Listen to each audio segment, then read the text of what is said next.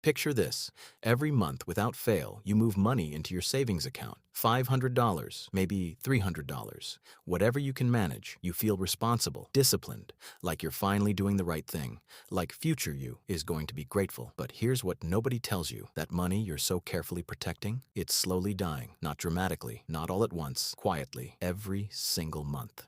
And the worst part is, your bank is designed to make sure you never notice. Here's the uncomfortable truth most people never hear. Saving money and growing money are not the same thing. In fact, for millions of people, the habit they think is building wealth is actually the exact thing keeping them broke. This is the $500 trap, and almost everyone is inside it. Let's talk about what's actually happening to your savings right now. The average savings account in most banks pays somewhere between 0.5% and 3% interest annually. Sounds okay, right? But here's the number your bank never puts on the front page. Inflation. In most countries, inflation runs between 4% and 7% per year, which means even if your savings account is growing, your money is losing purchasing power faster than it's gaining interest. That $500 you saved this month, in real terms, a year from now, it buys less than it does today. You did everything right. You sacrificed, you delayed, and you still lost ground. That's not saving. That's slow erosion.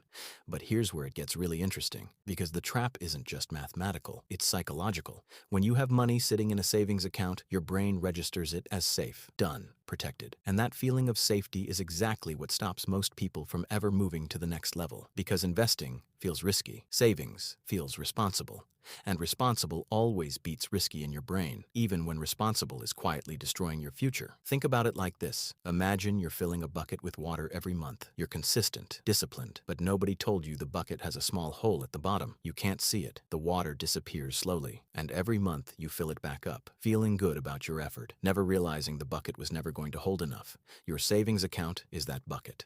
Now here's something most people get completely wrong. The solution isn't to stop saving. Savings still matter. You need an emergency fund, you need liquidity, you need the psychological safety of knowing money is there. That's real and important. But there's a line, and most people never cross it. The line is this. Once your emergency fund is covered, 3 to 6 months of expenses, every extra rupee sitting in a savings account is a rupee losing the fight against inflation. At that point, saving more isn't discipline, it's avoidance, and avoidance has a cost. Here's the math. If you invested $500 per month instead of saving it, and that investment grew at a historical average of 10% annually, after 20 years, you'd have roughly $343,000. If you saved that same amount in a 2% savings account, about $147,000. Same money, same discipline, completely different outcome. The gap isn't talent, it's not luck, it's just one decision made repeatedly, differently. So why don't more people make that decision? Because nobody explained the trap clearly enough. They were told saving is good, full stop. Nobody told them saving has an expiry point. Nobody told them that past a certain level, safety becomes the risk. Here's what the people quietly building wealth actually do. They build their emergency fund first. Then they treat every dollar above that as a soldier, deployed, working, growing, not sitting, not waiting, moving. That's the mindset shift that changes everything. You don't need more income. You don't need a perfect moment. You need to understand that the money you're protecting so carefully deserves to be put to work, because money sitting still isn't safe. It's just losing slowly. And slow losses are the most dangerous kind, because you never feel them until it's too late.